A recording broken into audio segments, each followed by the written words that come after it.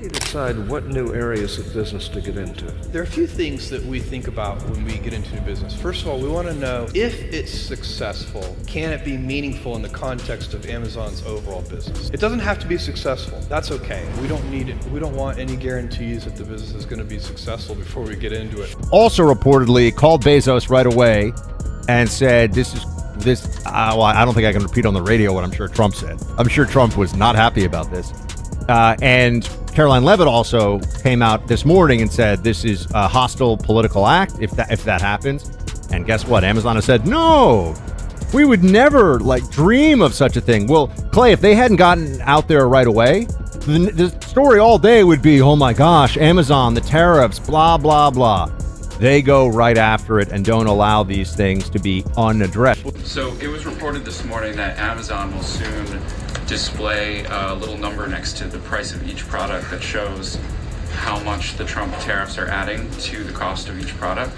So isn't that a perfect crystal clear demonstration that it's the American consumer and not China who is going to have to pay for these policies? I will take this since I just got off the phone with the president about Amazon's announcement. This is a hostile and political act. Thought Jeff he wasn't just floating through space, he crash-landed straight into Trump's world with a financial bomb. While Trump's busy barking about tariffs, Bezos just struck back with a move so savage it's shaking up the entire game. This isn't just a tech mogul versus a politician, it's a billionaire beatdown, and Bezos. He's not pulling any punches. What did he just do? Let's just say Trump's tariff talk is about to look real foolish. Buckle up, this feud is just getting started.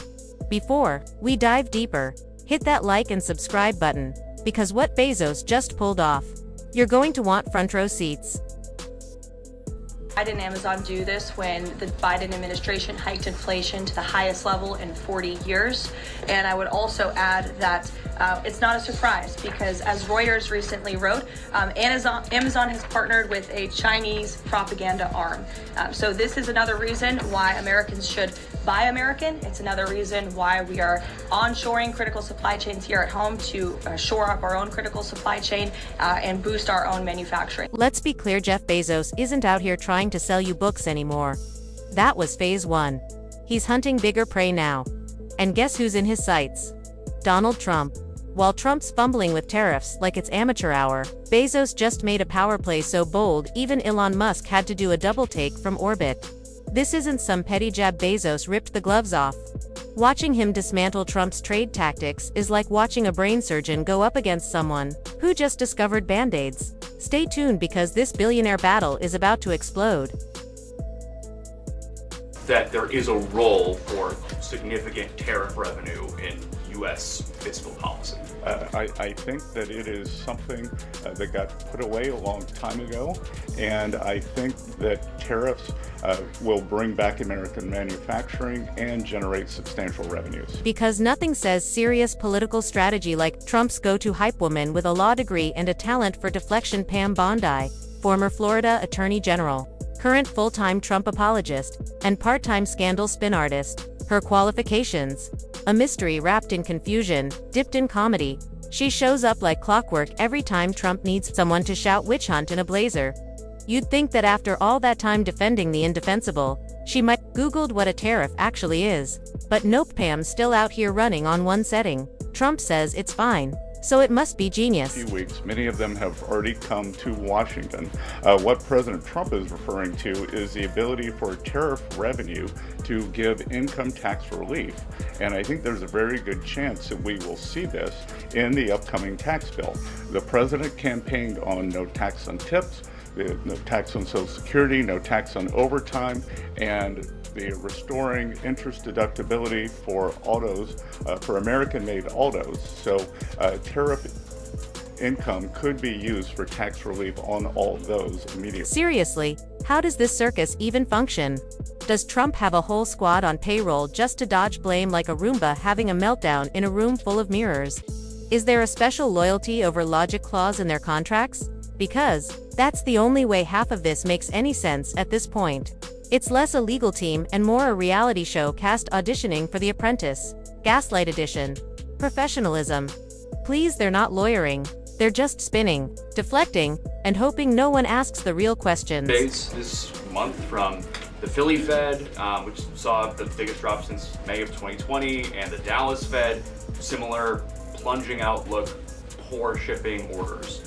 What are American manufacturers not understanding about your push for onshoring in the U.S.? Well, I think I was in the investment business 35 years, and I learned to ignore the survey data and look at the actual data, and the actual data has been quite good. The job data is good. Americans keep spending. All right, back to Bezos because, oh yeah, he's not sitting this one out. Jeff Bezos just flipped the switch and entered full-on challenger mode.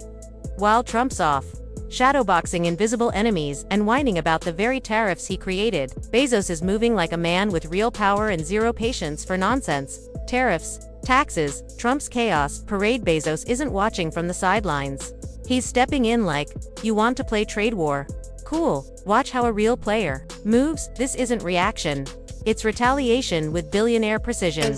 Lowest regulation, lowest energy costs of anywhere in the world. And if you do business in the United States, you won't pay a tariff, you won't pay a price. That's not just good for companies around the world, but it's good for the American worker. That's what this team is focused so hard on every day. We have work to do. The golden age of America is underway. But as I pointed out in the beginning, there's a lot of reason for the American consumer, the American CEO, the American small business owner to be. Let's be real, everyone's over Trump's economy games and tariffs. Tired Americans, burnt out farmers, and businesses running on fumes. Nobody's lining up to pay double for steel just so Trump can play tough guy. But here's the twist. Jeff Bezos is done watching from the sidelines. He's not here to be runner-up to Musk. He's here to break the tariff cycle and send a message loud and clear. And when the guy, who basically runs online shopping, decides to clap back, Trump's trade war just got a serious upgrade. Bezos isn't talking, he's delivering. We have these incredible commitments to bring manufacturing back on shore with record investment by domestic corporations and. Picture this, Bezos sitting on a cash throne, smirking as he says, nice tariffs. Don, now watch me twist your supply chain into knots. Who's better equipped to wreck Trump's economic playbook than the guy who controls half the nation's deliveries? Bezos doesn't shout. He shifts markets. And one calculated move from him, and that Make America Great Again line starts looking real broke, real fast.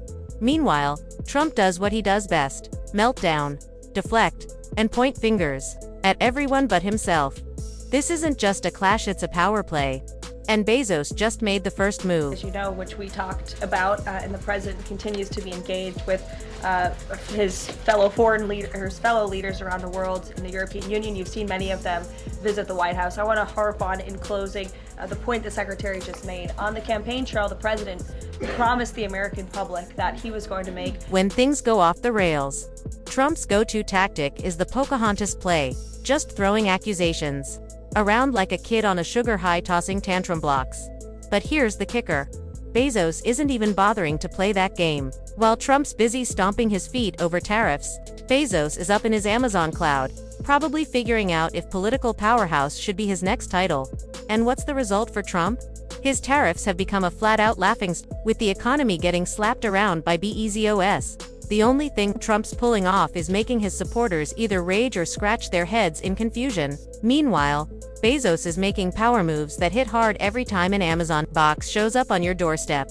It's a little reminder that the man behind the world's biggest delivery empire could easily put Trump on notice, and it's game over.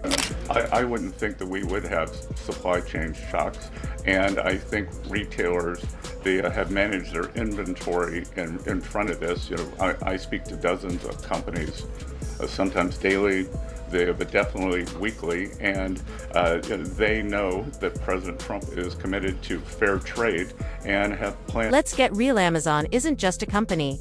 It's a behemoth that doesn't even need to try to outdo Trump. It's already light years ahead. You honestly think Jeff Bezos is making shipping decisions based on what Trump thinks? Think again. Bezos is probably sending out packages with a little wink to the economy, like, nice try, Don, watch this.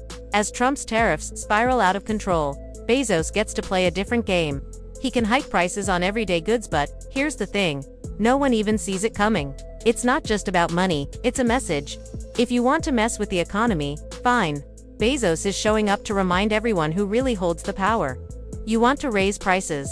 I'll raise them higher and you won't even know what hit It you. was reported today that Amazon was going to start showing tariff charges on all the products they sell on the website, sort of in a form of like a tax underneath the total price, until the White House had like an emergency press conference and absolutely went nuclear on Jeff Bezos and the entire company of Amazon. I mean, Caroline Leavitt literally called Jeff Bezos a Chinese. While Trump stomps around like a toddler throwing a tantrum, Bezos is making power moves. Tariffs, please.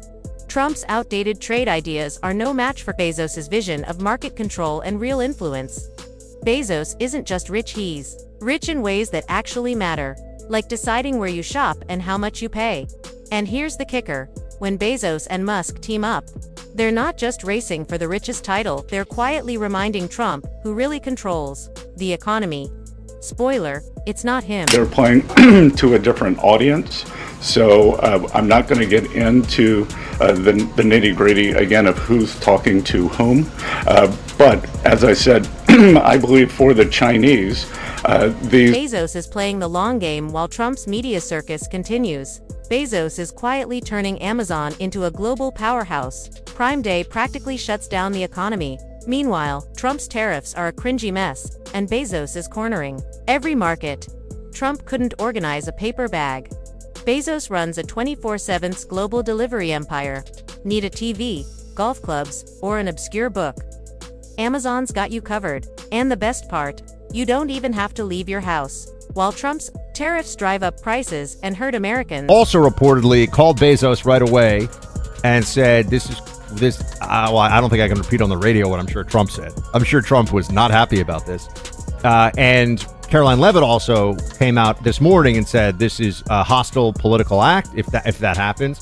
And guess what? Amazon has said, no, we would never dream of such a thing. Well, Clay, if they hadn't gotten out there right away, the story all day would be, oh my gosh, Amazon, the tariffs, blah, blah, blah.